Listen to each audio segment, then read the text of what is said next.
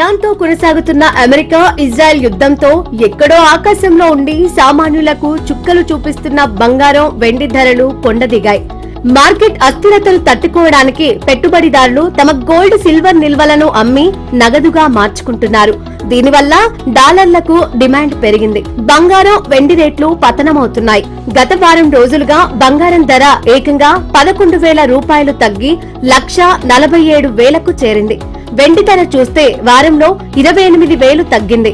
మొత్తంగా ఈ ఏడాది బంగారం వెండి ధరలు నిరంతరం హెచ్చుతగ్గులకు లోనవుతున్నాయి. భారతీయుల వద్ద ఉన్న బంగారం నిల్వలో మన దేశ జీడీపీ కంటే ఎక్కువ ఉంది. భారత జీడీపీ 370 లక్షల కోట్లు.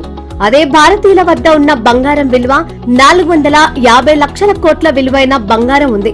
అంటే 34,600 టన్నుల బంగారం ఇండియన్స్ వద్ద ఉందన్నమాట. ప్రజలు దీనిని దీర్ఘకాలిక పొదుపుగా భావిస్తారు. ప్రాణాల మీదకు వస్తే తప్ప దీన్ని కరిగించరు, విక్రయించరు. అంటే ఒక ఎమర్జెన్సీ నిధిగా భావిస్తారన్నమాట.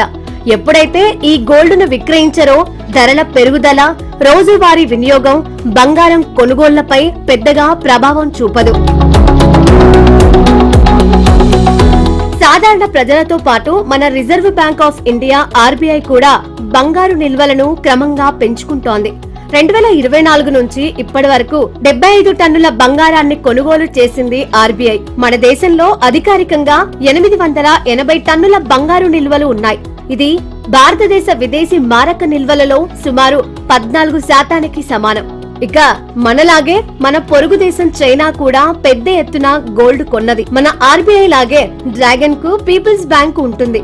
డాలర్ పై తాము ఆధారపడకూడదని, వీలైనంత డాలర్ వినియోగం తగ్గించుకోవడానికి, భౌగోళిక రాజకీయ ప్రమాదాల నుండి తమను తాము కాపాడుకోవడానికి అనేక దేశాలకు ఒక సురక్షిత పెట్టుబడి ఇప్పుడు బంగారమే.